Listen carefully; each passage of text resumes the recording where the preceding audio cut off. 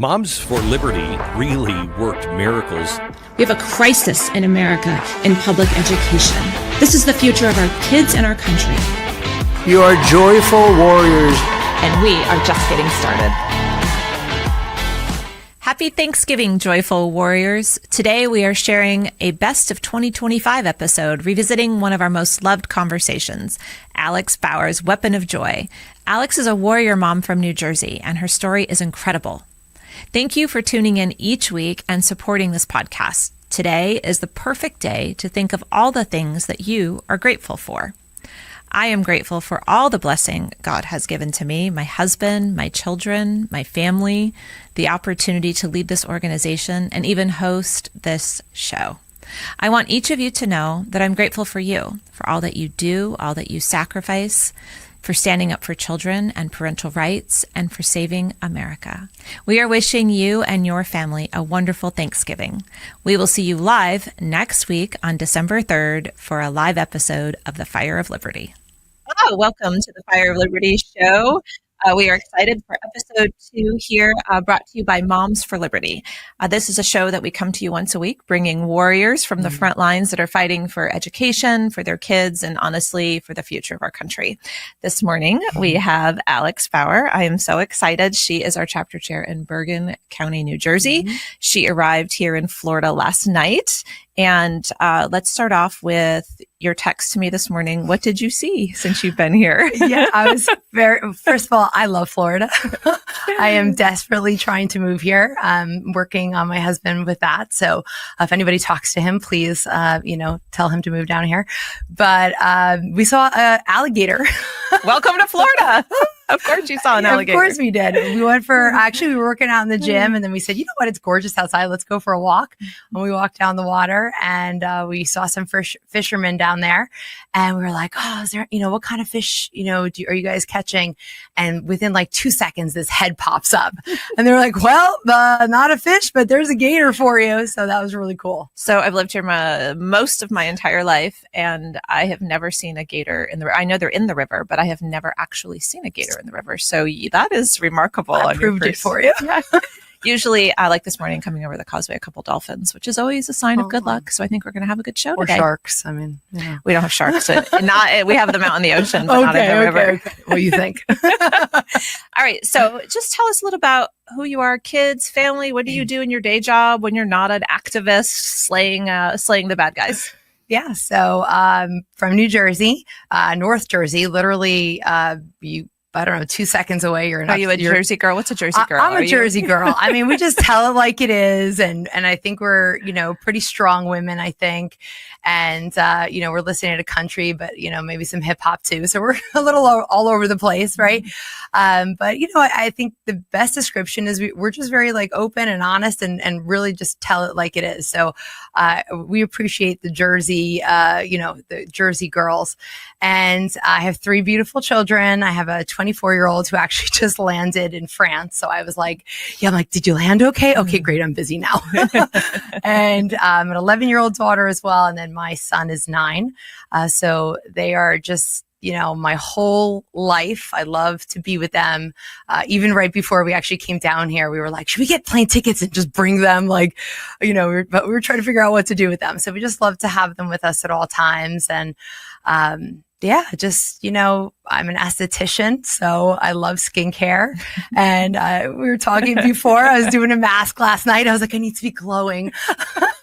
So backstory, I saw her on social media doing a mask. I think you put it on with the mask, like you did the mask. And I thought, oh, maybe I should do a mask. So I go open my closet in the bathroom, and I've got these like 5 for $1 masks from Walgreens, and I was like, I need a mask too, so I'll glow. And anyways, it didn't go well. So next time, just call me. I'll run down the road. Every esthetician's like, no, not those masks. But yeah, no, I mean, I just love it. I think just helping people, it's another way to help people. They don't know, they're confused about their skin and what can they do, what should they be eating, what they should be putting on. And it gives them confidence. I actually have a lot of teen clients. And that is just so huge for them because, and actually a lot of male teen clients, because, they want to feel good about themselves as well. And, they're my best listeners. I'll be like, don't eat dairy and, maybe not gluten and do these 3 steps. And I'll see them a month later and you see it. They feel so good about themselves. So, it's a very flexible job. It allows me to also fight for these kids in many other ways. Yeah, be the activist that you are. And now we're going to dig in a little bit to that. So you are, if I looked back this morning on our big spreadsheet of our 340 chapters, and you were really early on, I think April or May of 2021. You haven't even, a lot of chapters have switched leadership because, this is tiring, but nope, you're still holding strong as the chapter chair, Bergen County, New Jersey. Yeah. What were those early meetings like? You decided you're going to start a Moms for Liberty chapter. And we're going to talk about your backstory of your why in just a minute. But those early meetings you were telling me about, I thought were really sweet and different than a lot of our chapter meetings. So what did those look like? Yeah. So we would have them in parks. A lot of people, and I think we're all really over COVID, so I don't want to talk about it that much, but, it was during COVID and places weren't open, right? So maybe the supermarket, but the coffee place or, these places weren't open and you'd also have to find a sitter. And I'm like, this is about the kids. So let's include the kids. So we would just have them in a park and, moms and dads would come actually. And that was interesting because I would hear in the beginning of a lot of people were like, only the moms were coming, but we'd say, no, bring the whole family. And I thought that was really, really great because it is an entire family needs to be involved with this and the kids too. And it was great for the kids because then they would meet other like-minded kids, and because, some parents were a little shunned in the beginning for, maybe not masking or not really believing in everything that was going on. So there were kids that all of a sudden didn't have their play dates anymore, especially kids that didn't have siblings. Like my kids have each other. So they had, each other all the time. They were never lonely, but a lot of kids, they have friends that had nobody. So this gave them the opportunity to, really be with these kids. And we weren't doing it every month. We were doing it like every other week, actually, in the beginning, because there was so many questions. And instead of answering everybody separately via text or a phone call or whatever, I was like, let's just meet in the park again. And we would talk about it. So we had a lot of fun. We're all like really good friends with each other now. So where do you meet now? We still do parks now as well. I think that's great. Yeah. We do have some other chapters that do that. Most are in restaurants or rental halls or facilities, but you're the park chapter. I'm the park chapter. I like it. I think we get a lot more done that way. Also, definitely once in a while, and there's a need be. We have some great patriot businesses in the area that let us use their restaurants or breweries, and that's really fun too. And you do have to work with all levels of government. So sometimes we're meeting different legislators there, where as well, and then we leave the kids at home. So it really depends on the situation, but we like the park.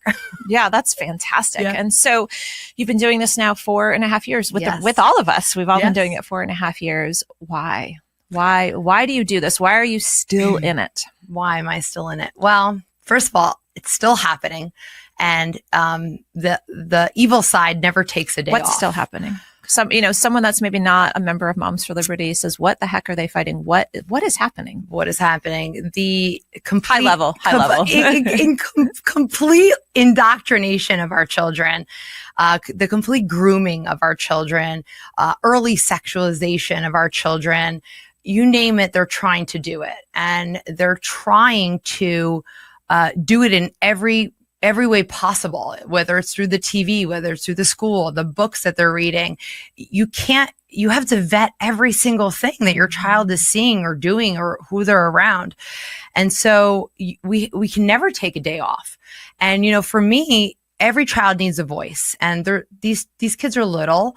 I myself, did not really feel that I had someone advocate for me growing up. I had a little bit of a troubled childhood myself, and there was nobody there to stick up for me and say, hey, what's happening here is not okay. And somebody should step in and take her out of this situation. So for me, I'm going to make sure, if I can, with the help of everybody else, because we're a team, we're a family, that no child feels that way. So there are no days off and we can't stop. So we're just going to keep going. I love that. And so I asked you to be on the show because of your school board wins and your legislative action and how, you've been with us from the beginning. But then I asked, I got to know you a little bit better and said, fill out this form. Like, tell me a little bit more about yourself. Forms. Said I may not know. And I opened my email and I'm like, what in the world? I was floored. And, it's a very serious actually topic, but I was blown away by what you've overcome, what you've been through. And I just want to dig into that a little bit because I think it absolutely is what drives you now to stand up for all children. So let's touch a little bit about 13. Is that 13? About what happened to you at 13? So, I grew up in a typical household in the suburbs, very, 80s and 90s. And, we kind of just did our own thing. We were out and about all day. Mine was a little different in that my parents had to really work a few jobs and were never home. And so I was really very independent and responsible and kind of had a, rebellious streak as well and didn't get along with my parents at all, pretty much at all. And didn't really feel that I should need to listen to them because I'm like, well, I'm the parent at home and I take care of my brother. And, I would just come and go as I pleased. And so it wasn't a good home life, I guess you could say. Not awful compared to many others, but it just didn't work well for me. And so I wasn't home often and it caused this kind of a big issue. And long story short, I ended up going to a boarding school in Maine. What was the name of that boarding school? It was called the Elan School. I don't know if anyone watching right now has heard of the Elan School. I hadn't heard of it. I've heard of situations and stories like that, Sure. But as of today, I think I'm pretty well versed on it. The last couple of days I've been, I've been reading and just shocked by the things that went on there. So you want to tell us a little bit about your experience there? Sure. So I was told I would be going there for a year and I was like, awesome. I'm going to go hiking and, skiing and all these things that you see. And interestingly enough, the brochure that they would show people, because again, this was like kind of brochure time before, there was no website, right? I think there was like maybe a beginning of a website, but it was brochures and it would have these pictures of these kids smiling and having fun and doing all these activities. I'm like, this place looks awesome. And we got there and we literally walked in this trailer in the middle of the woods, really far away from town, from any sort of civilization, really. And they said, okay, say goodbye to your parents and your brother. And I was like, what? What do you mean say goodbye? And they're like, oh no, they have to leave now. And I'm like, they're not going to come and see the school with me. And they said, nope, you're done. And 5 minutes later, 2 kids, like about my age, maybe, give or take, showed up and they said, well, these are your support people and they're going to take you to your house. And there was 3 houses there, Elan 7, Elan 3, and Elan 8. And you walk down the road, you open this door and there are like kid security guards everywhere. There's a kid at the front door, by the side door, in front of the kitchen, in front of the bathroom. And they're running this house, if you would, as if it's like a job, right? And you're told right away, or you go into the bathroom and take all your clothes off. And I was like, why? And they're like, well, we delice everyone that comes in here. And I'm like, okay, can you leave? And they're like, no, you have to do it in front of us. So I'm 13 years old. I've never done this in front of anybody. I'm a child. And I don't even, at this point, you're not even getting undressed in front of your mom, right? Your body's gone through changes and you're so insecure about yourself. And so you're forced to strip in front of these people and put this, chemical all over you and then take this really fast cold shower. And then they bring you into this room and they say, okay, you can't have your laces. You can't talk to anybody. You're not allowed to smile. Don't look at the front door because we're going to think you're going to run away. And in many ways, it's really worse than prison because at least in prison, you can make friends with people and smile with them and laugh. You can't do any of those things here. You're told that if you smile at somebody, you're trying to form a contract with them, or that you're, promiscuous because you smiled at a boy. Meanwhile, you're just trying to feel better about the fact you're in this really unknown and at this time feels so unsafe place. And even though at that point I felt like an independent person beforehand, all I wanted was my mom and my dad. Like, come back, get me. This is not for me. We're wrong. So that first day was really, really scary, and nobody really explains anything to you. And you're like, okay, maybe it'll be better the next day, but it's not. You go to school at night there, and it's a trailer down the road with, I don't know if they're teachers that got kicked out of other schools, but, very subpar education. And you're asleep by 11 and, up again doing it at 6 a.m. the next morning. And they have what's called like night guards there. So you don't even sleep because they flash a, flashlight in your face every 15 minutes, and they yell to the front their head count. And you sleep 8 to a room, and it's just cold. I'm trying to think of what their purpose is for some of these things. I mean, obviously abuse, but were you using drugs? Was this their way of making sure you like? I mean, there's different houses there. Alon 7 was for the kids that, kind of like me. They didn't, I had never done a drug. I was not promiscuous at all whatsoever. Never smoked a cigarette, never had anything to drink. None of those things. I just didn't listen to my parents, which, listen, that can be dangerous too. You can put yourself in bad situations that you need a parent to be with you. And I was clearly learning that day. I needed somebody there to advocate for me. And, but there were other houses where Alon 8 was, heavy drug use, promiscuous. Alon 3 was like more mental sort of issues, but Alon 7 was maybe either the wealthier kids or your state would pay for you. So most people stayed there a year. And then I found out that like us, we were going to be there till we were 18. So I found out pretty early on that I would be there a lot longer. And, you can't call your parents. You can't use the telephone. You have to write what's called a guilt letter in the beginning and admit all these things that you did. So I wrote like everything that I did. Well, I ran away this time and I lied about this and I snuck out the window. And they said, well, that's not it. That's not all you did to get here. And I said, no, that's literally all I did to get here. And I would write another one and it would be denied. And I could not talk to my parents. And I thought to myself, you know what? I'm going to listen to what these other kids are doing. And I'm going to say that I did this too. And then maybe I could get my parents on the phone and they'll take me out of here. So I would listen to, we would have like therapy groups, which were more like attack groups. And I would hear their stories and I would start to put these in my new guilt letters. What do you mean attack groups? I think. And it's so you were basically made to tell on each other every day. They would call it like accountability, but it would be like, oh, Sally looked at Joe, and you would write it on a slip and drop it in a box. Right. And then there was 2 types of groups. One, you would get called in to be dealt with that. And you would stand in front of 3 kids and they would yell at you. So let's say you looked at a boy, you're a W word, you're promiscuous, like you're a Other slut. kids were told to yell at you. This feels very much, I don't know.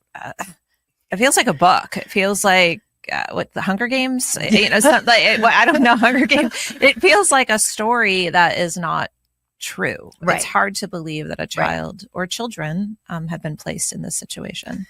It was definitely surreal. I had never seen anything like that in my life. Breakdown of society all in one. Well, they're breaking your mind down. And that's what they're doing. They're making you feel this big. They're calling you all these awful names every single day. There's never a day off there. Every single day you're dealt with. Every single day, if you're not listening to them, you're put in front of the house. And now they might have 50 kids yelling at you all at once. So you're just, they break you down. They break you down. They break you down. And then you start to realize, well, I'm not going to get out of here unless I truly believe in this program, or at least I pretend to believe in this program. And so for me, it was like, okay, I'm just going to go along with this because I got to get out of here. This place is awful. But the guilt letter got accepted and I talked to my parents, but they listen to your phone calls. So the second you say this is happening, they'll say, oh, she's just manipulating you. Remember how she used to be? Yeah. And the parents believe it. And they say, oh yeah, you're right. Because again, you said it's like a story. Like, this can't really be happening. She has to be making this up. This is wild. On top of the fact that now you're getting A's in school. right? And maybe you weren't going to school at all, or you were getting bad grades. So they would say to your parents, but look how well she's doing here. She's getting straight A's. But not really learning anything. But not learning a thing. I mean, not to jump ahead, but when I went to college, I was like, I don't know anything. Help. I don't know what I'm doing. Okay. So it's just one more thing about that period of time, the lowest moment, the lowest time while you were at that school. I think when because there's too many, I don't even know what to pick. When I thought I was never going to leave at some point, I think it was about 3/4 of the way. And I was doing really well according to them. And I lost my job. So I lost my position and had to sit in the corner again. Or, you have to remember, there's not just emotional abuse, but there's physical abuse in this place. You could be tied in a corner in a room for days. They won't feed you. There was sexual abuse there as well. So to feel so good and like, okay, I'm almost there, and to like lose it all, and to be told, oh no, you're not going to graduate this year. It's going to be at least another year. That was too much. And how long were you there? 4 years. So you get out of there eventually. Yeah. Because you're 18 now. Was that? Yeah, actually, I was a little past 18, believe it or not, because at that point I was in what they call reentry and went to finished high school a year early because I was such a great student and in community college. And I didn't want to go back home. I was so upset with my parents. Like, how could you leave me here? How could you never question So this? they were successful in dividing your family even more. They were successful in that, yes. So I stayed.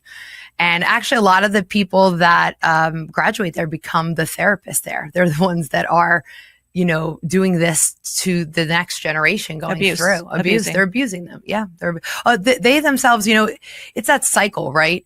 You can either choose to get out of that cycle and become a better person and help kids for it to never happen to them, or you can be the abuser yourself. And so, Alex, you decided to get out of the cycle. That's correct. And I think it was important to share that story because I can't think of a stronger why, a stronger reason to be driven to protect children and to make sure society and structure and families stay together and as a whole. And that's the work we do at Moms for Liberty. Definitely. So you get out, you get married, you have a couple kids. How many? But you said you have I have three kids. 3 kids. Yeah. You have 3 kids. At what point you went back and fought to get this school closed down? And weren't you part of that group? Yeah. It was so this really is your cool. first experience with activism, really, is this? So. Yes, this is my first experience. So the internet comes and, the kids from the school, I should say, came from all over. It wasn't just the United States. We had Dubai, we had Brazil, everywhere. And so you really had no way of keeping in touch in 1998, right? But all of a sudden it's like 2002, it's 2003. And, I'm home with a 3-4-year-old and we're starting to talk to each other on MySpace and Facebook, and, all these really cool platforms. And we're like, just surviving really at this point because we never dealt with really what happened to us, but you have to hold down a job and some of us became parents and, you put yourself on the back burner and you just, survive. You just focus on these things. But then we started to talk to each other and we're like, we got to do something about this. We can't let other kids go through what we went through. We had talked in the past about maybe writing a book or like, what could we do? But, we had nobody was talking. We lost touch with one another. Once you graduate, you're done. So once we were able to do that, we said, well, how can we do this? And Elan at this point had a website. So we created an Elan Survivors website. And on it was, some of us actually had went back and did recordings. Like we pretended that we were these happy graduates. And we were like, oh, we came back to say hi. And during attack meetings, we would record them and you could hear the screams. So we uploaded that. We wrote our testimony. There was some pictures, whatever we could get out. There was like these cell phones today. We would have done a much better job. It was today, we would have had all this footage.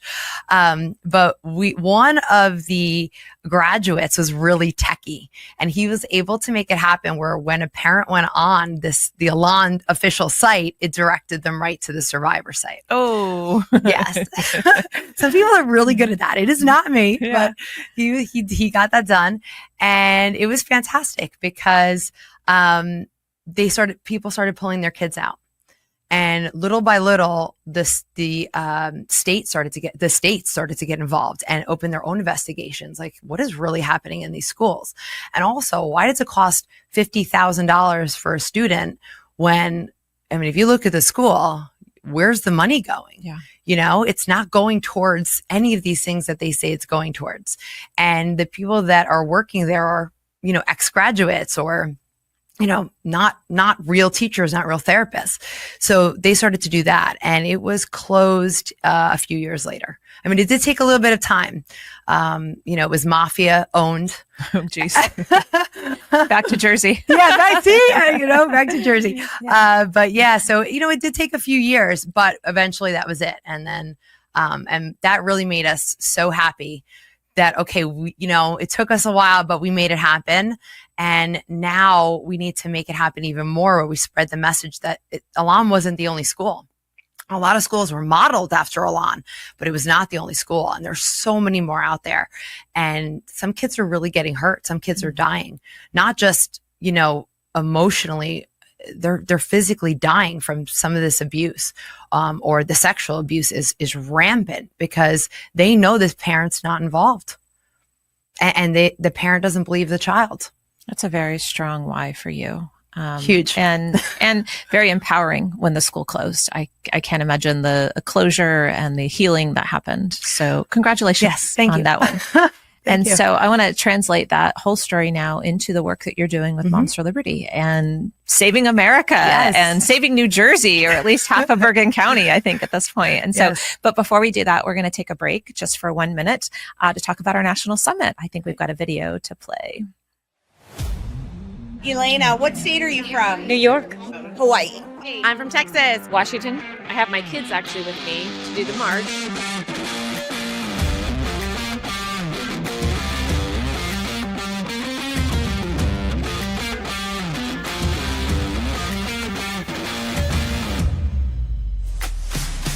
Wherever I go, odds are there is a Moms for Liberty group or a whole tribe in the room sounding off loud and proud. And you could see the passion here because it's about supporting kids.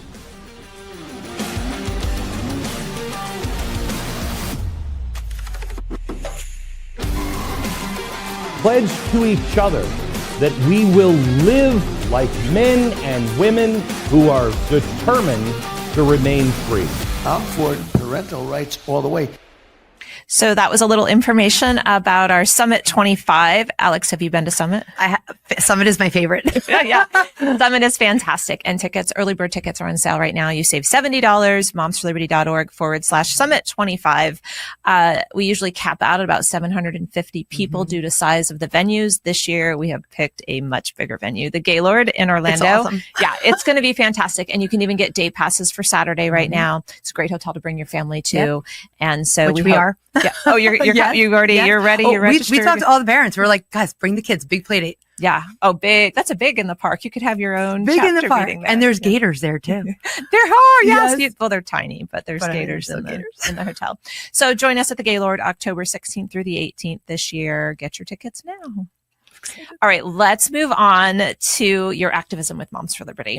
Okay. So early on, I remember creating the graphic because, we were like a 5-man show around here for a very long time. Yes. I remember creating the graphic for flipping an entire board in your county. Yes. How was that? Tell me about that. Oh, it was very exciting. Again, most of us, this is not what we did, right? As professions.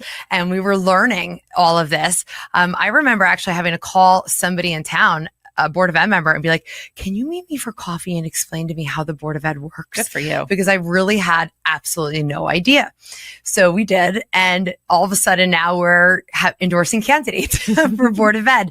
And so it was super exciting. It was definitely a learning experience.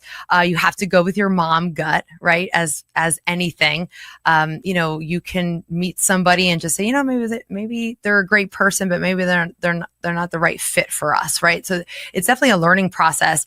But to flip an entire board was wonderful because now we knew that school was going to be that much better, that those kids were going to get the help that they need, that those parents were going to be involved and be listened to, because really that the Board of Ed controls everything that goes on in that school district, right? Yeah, they set all the policy. And for those that don't know, we endorse in school board races across the country. We have a whole process. You have to be interviewed. Yes. You have to fill out the screener.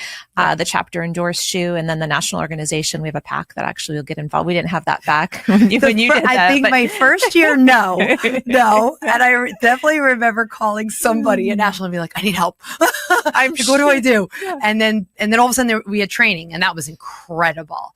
That was really, really, really helpful. Have you guys had a winning workshop there yet? That's our latest. Had one.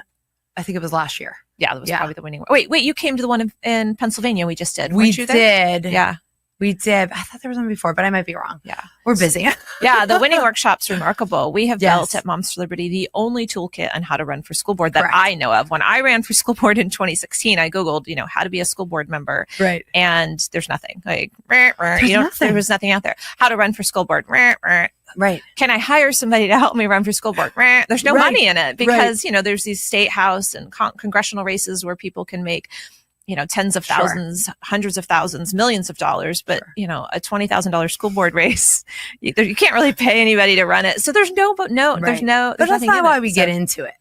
What I mean? But because of that, the system didn't work and it didn't there was nothing there to help you know how to run for school board. And so we've created that, and it's all free. If you just become a member of Moms for Liberty, which is also free, you can download it on our website. And, I just think it's important for any parent to know they can run for school board. The school boards don't have to be controlled by teachers unions. They shouldn't be controlled by teachers unions. So good for you, flipping a school board out the gate. Big win for your chapter. And so let's fast forward a little bit now to you start getting involved in legislative issues and this policy 5756.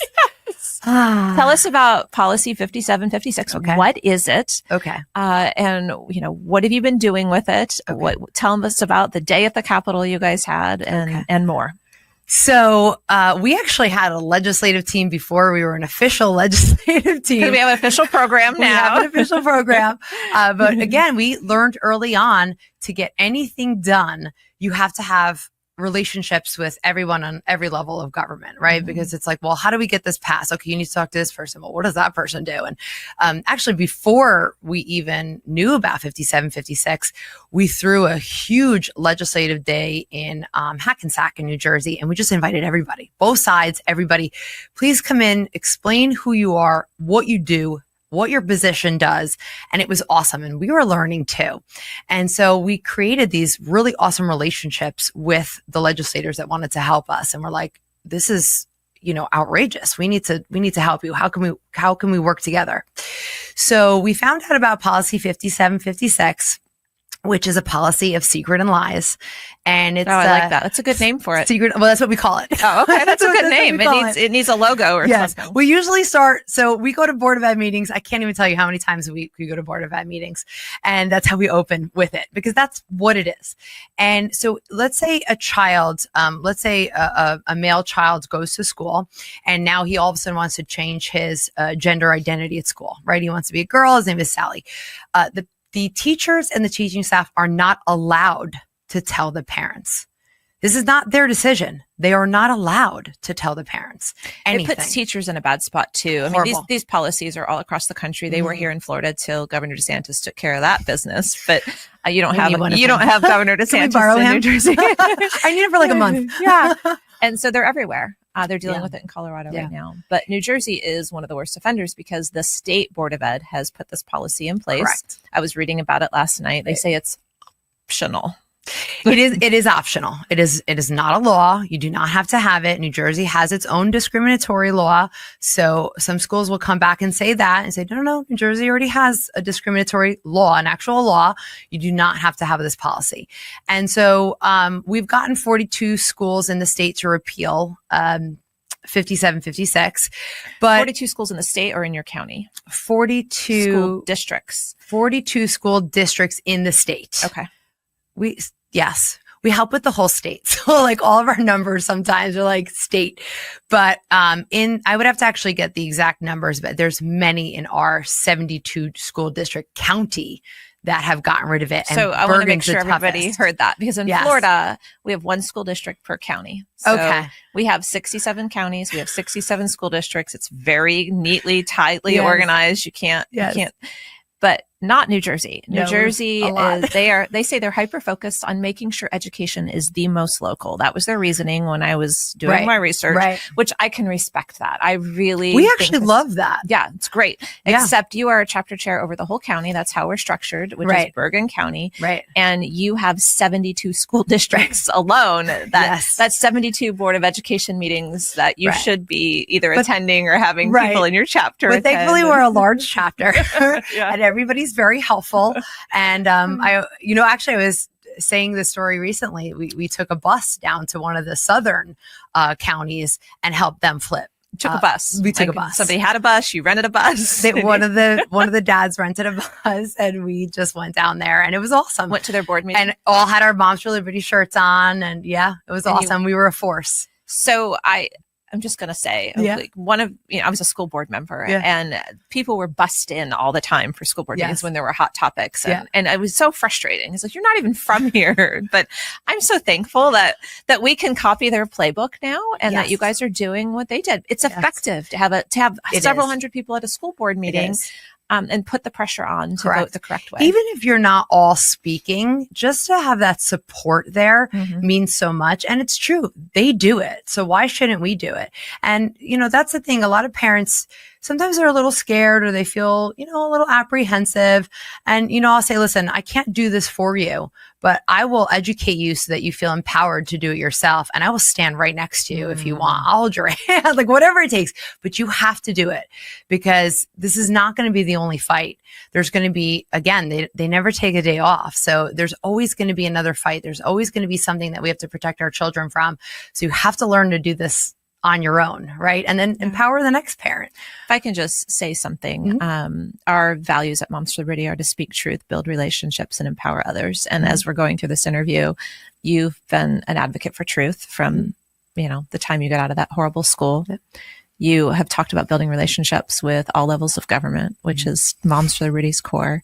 And now you're focusing on, I'm so proud of you. Thank you. Like really, you are, you're a great representative of Moms for Liberty. And I'm very proud. You are a warrior. You're empowering others to stand. And I think that's one of the most important things that we do. So yes. Thank you for doing that.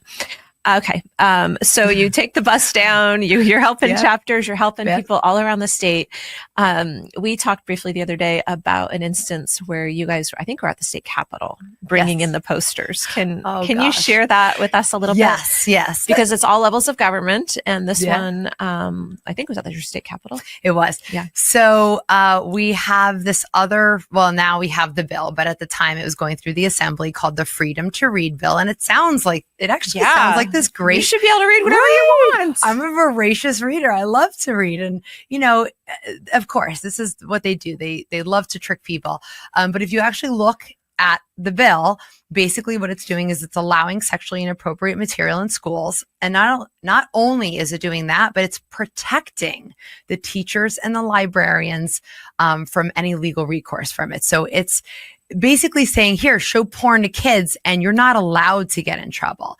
Interestingly enough, we had a huge call to action that week where we said it was 27 pages originally.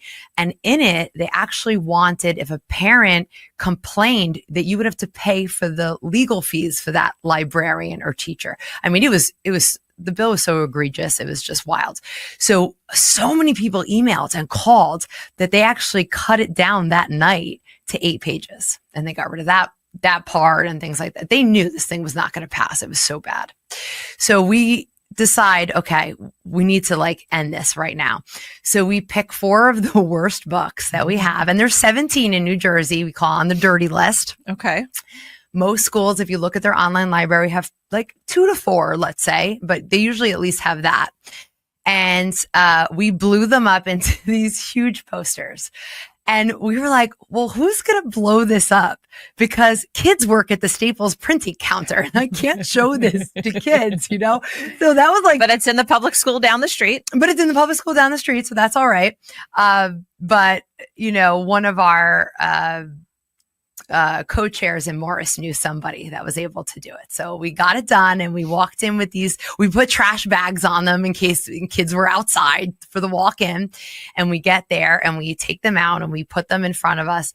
And within, I don't even know, 5 minutes, one of the police that are, you know, they're always in there, come and they say, ma'am, you have to remove these. They're inappropriate. We're being told they're inappropriate. And I looked at him. I'm like, you're right. They are inappropriate. You are correct. I'm not going to argue with you, but they need to be here.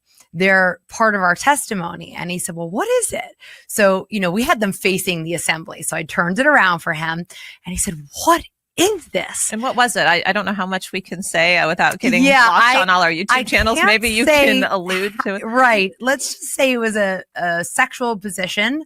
But the book was rated for 8 years old and up. And it was actually illustrated as well. So not just verbally what was happening, but it was illustrated what was happening. And he was just completely taken back. He said, what is this? And I said, this is a book in the New Jersey schools. And I said, actually, this is one of the most popular books that they take. And he said, you're telling me that in my kid's school, this is in there? I said, yeah. And some of these, and there's more. And so he goes, hold on one second. Let me show you this one and this one. Yeah. And here's some of this. Yeah, how much time do you have? Let me get my phone out. So he went and talked to the other cops that were there. There was about 3 or 4 because there was like hundreds of us in that room. They actually had a spillover room. So many people came. And he then talked to the assembly and he came back and he goes, you're allowed to keep it. We don't want it in our kids' schools either. Any sane person, really. Any sane person. And word had spread because even though it had passed the assembly that day, when we left, the cops downstairs by the metal detectors were like, did it pass? Like, what's going on? Like, they all knew. I'm like, it passed. Spread the word. So, nobody wants this stuff in the schools. You want it at home. It's not our job to tell you what to do with your kid at home. For whatever reason you want to do that, fine. You know, it's available on Amazon. It's available at the bookstores. Public library down the street if you want to take a walk. Public library, but it does not belong in public schools. It's completely inappropriate. Yeah. End of story. There's like no argument there, period. So what's the status now is there opt-out policies? Is there opt-in policies? Or is it just all welcome? And if your kids get it, if they go to public school, no matter what? I mean, I know some people are working on like a rating system for, like by age, but they're rated for that age. Yeah. So we would go to the 8-year-olds. I mean, it's just completely inappropriate. So that's something that we are working on. We have a governor election this year. We're hoping you can't, wait on that. We have to keep fighting, but hopefully we'll get a better one in there who just nixes that bill right away. But right now they're in the schools. So we just have to keep fighting school to school, going, appealing to the parents. Guys, we had a parent who actually complained that we were banning books, which guys, we don't ban books. They're on Amazon or the bookstore, whatever. We just remove inappropriate ones. And he made this big post on the town Facebook page about it. And then I uploaded pictures and I knew I was going to be in Facebook jail for this because they're inappropriate. But I said, guys, who wants to take bets if I'm in Facebook jail by the end of the day? And sure enough, I was, because it is inappropriate. And what's wild is Facebook is an adult platform. Mm-hmm. I mean, I know older kids are on there, but it's an adult platform. It's not for 8-year-olds. It's not for 8-year-olds. And yet here, they're saying this is inappropriate. And he had no idea those books were in the schools. He goes, I didn't know that they People were don't. there. When they, the left was very smart at labeling us and other organizations and conservative groups as book banners or book burners. And they've got all kinds of memes and things out there of us roasting books and such, which is just so absurd. Right. But when we started carrying the books around with us, when we were on 60 Minutes, we just opened them for Scott Pelley and showed the team. And, at first they're like, and when we were on Quiz Como, that was one of the best ones. I just opened it up. It was for 4-year-olds. And I just started reading about the details of the sex acts, moving in and out, warm, moist, all of these things, 4-year-olds. And so, Chris Cuomo, they zoomed in on his face and he was like, you can't hide it. You can't hide it. Poker face, you can't. So you've got 17 books, you say, in New Jersey that you've put on a dirty list. And then you're working on this policy, trying to get it out of what'd you call it? The secret and lies? Policy of secret and lies. Yes. Well, we've gotten it out of 42 school districts. The great thing is once it's kind of it's like a double policy, if you would, because it also allows boys in the girls' locker rooms and sports. So once you tell that to a parent on the board of ed, that usually they're like, wait a minute, what? Yeah. And that sort of, because most of them have a daughter, and so that sort of is what people are like, well, that's why? First of all, you should never be hiding anything from a parent. We should be involved in every step. I mean, those are our kids. That's our God-given right? But we also have to protect our children. And boys do not belong in girls' locker rooms or in their sport teams hurting them. I mean, and now we have President Trump who said it. So listen. So at Moms for Liberty, we call ourselves Joyful Warriors, as you know. Yes. We have the hat and the shirt and all the things, and we just keep saying we're Joyful Warriors. Yes. Quick side story, when we had our legislative days here in Florida, I think 2 years ago, a couple of the moms were there. Well, a ton of us were there, but a couple were trapped in the corner. I think Antifa was kind of had surrounded them and chanting and cheering and yelling things. And they got locked out of the room where the security guards were behind the door, and the security had shut the door, but 2 or 3 of our moms got stuck outside with Antifa, and they were starting to close in on them, and they were like, let us in. And they're like, they're coming after us. Let us in. And one of them got shoved. And she said in her mind, she just kept hearing, be a joyful warrior, be a joyful warrior, be a joyful, because your defense mechanisms come in at that point. Right. And so we work really hard to keep the high ground at Moms for Liberty. And the one thing that even in this interview, anybody that's watching, like you're joyful, all that you've gone through and you've been through, you just laugh, you smile, you keep moving forward. But I'm sure there's been some attacks. And, we haven't dug into those, and I don't know that we'll spend a lot of time, but there's one that's happened recently. Even that you've called a gentle kid gloves. And so, share with the people that are watching right now what has happened to you and your family recently. Sure. Well, we recently, what we like to call a gentle swatting. But which is actually a very serious. It's very serious. It's very serious. Again, for those that don't know, because I'm on X, and so conservative leaders all across the country are being swatted, and it's very dangerous. Somebody will call in anonymously and say somebody's suicidal in the home, somebody's holding people back at gunpoint in the home, and that calls in the SWAT team. I mean, they could break down the door, they could come in. None of that is actually happening, but somebody could get killed in those situations. And so, when did this happen? This happened actually the day before vacation. So it was we don't know when your vacation was. Sorry. It was 3 weeks ago. We actually had just come back from another event, and I ran to get the kids from school and then take them to the barbershop, right? Fresh cuts for vacation. And my husband was home. We had suitcases open everywhere, trying to put, everything for Florida. And somebody had called in on the anonymous line that my kids we've heard 2 versions, but that they were running around with guns, or that they had access to guns. So they're running around with guns. And where are your kids right now? At the barbershop. At the barbershop. Yeah. Right. They weren't even home. And I mean, listen, everybody that knows us knows that we are registered, proud gun owners. It is actually, there's a sign in front of my home. And they are in biometric safes, and the only people that can get them are my husband and I with our fingerprints, and our children do not have access to them. We do teach them about gun safety. They've been to the gun range. I mean, I think that's very important. This is our right as an American citizen. And I do think it's important, especially as they get older, to be able to defend themselves and their homes if they choose to. So this is, part of our called in to harm your family. They did it on purpose. I mean, at this point, we've gotten called all kinds of names online. We've gotten some hate mail. There's been that, but this was really escalating at this point. And, I call it a gentle swatting because everybody knows us in town. They know what kind of people we are, and they know our children are not running around with guns. But they have to respond to the call. They have to respond to the call. And so we had a few officers at the home, and we actually, myself and the kids, pulled up right as they were sort of leaving. And, my kid said, "Mom, what's going on? Like, is that at our house?" And I was like, that's not our house. I was still driving down the road. And then I realized it was our house. And I pulled up and I'm like, "Is everything all right?" Yeah, did you see, what were you thinking? Something happened to my husband? I'm thinking, I don't even know what I'm thinking at this point. Yeah, something happened. Something bad happened.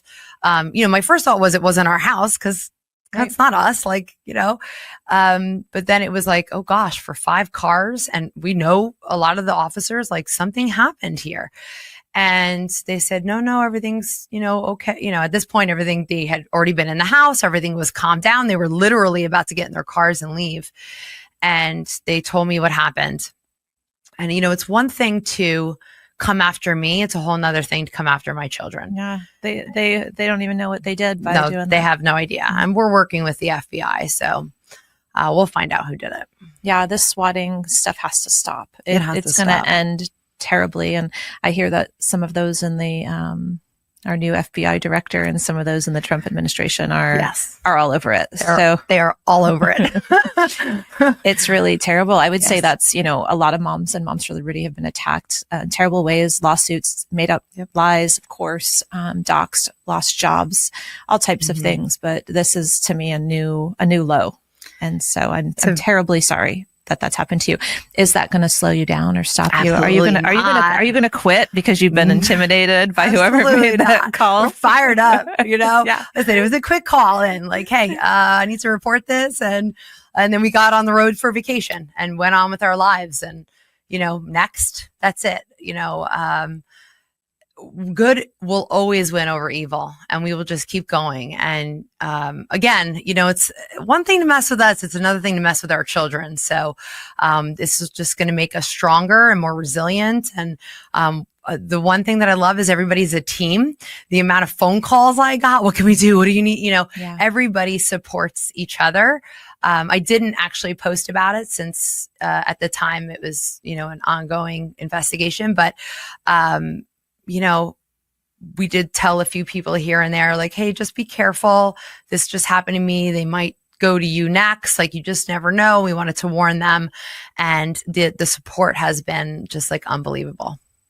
I'm so thankful that you have built a community that, you have respect and you have the trust of each other, because during these times of difficulties, I think it's vital. And so I'm glad Moms for Liberty could play just a little bit a part in that. It's a huge support system.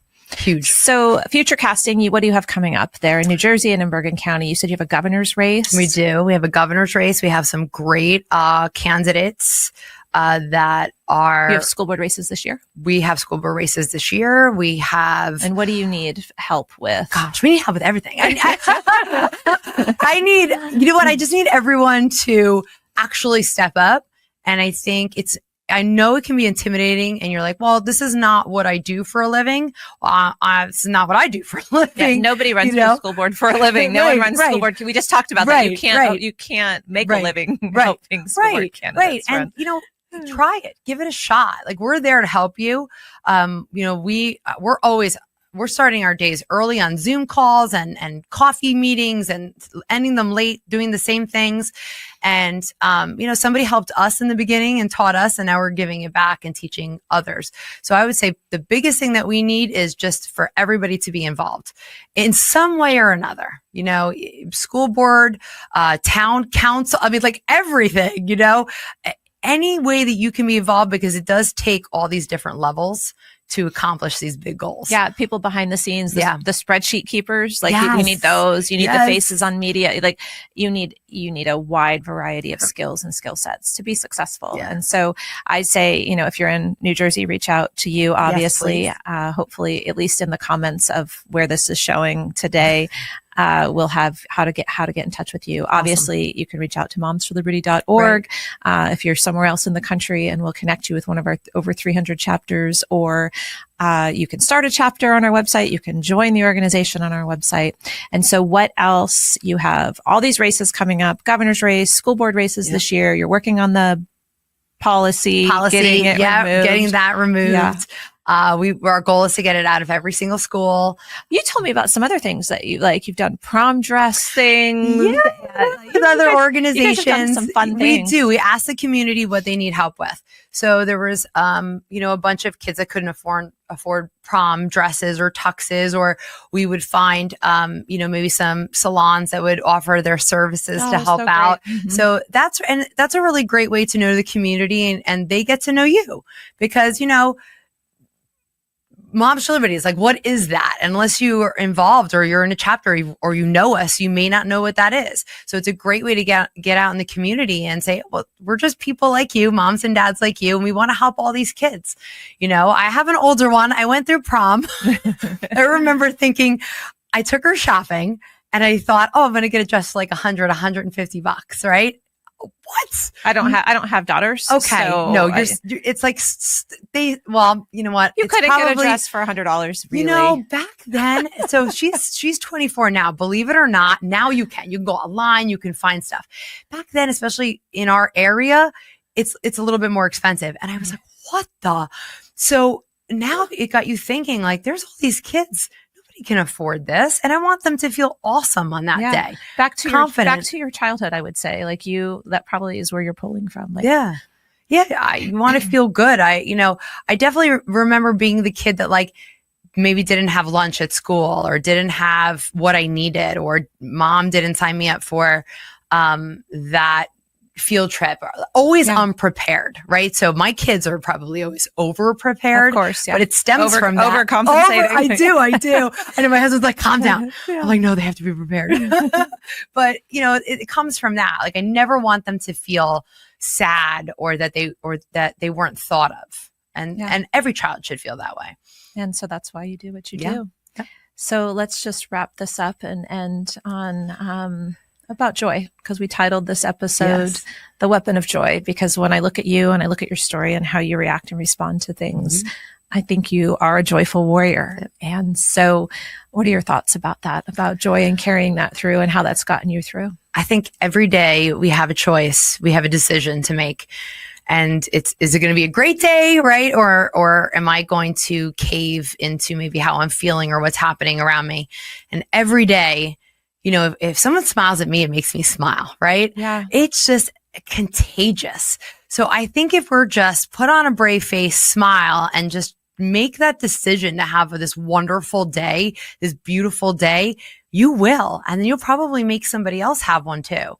So, I just say joy over everything, joy over fear, joy over, uncertainty, joy over, just be joyful.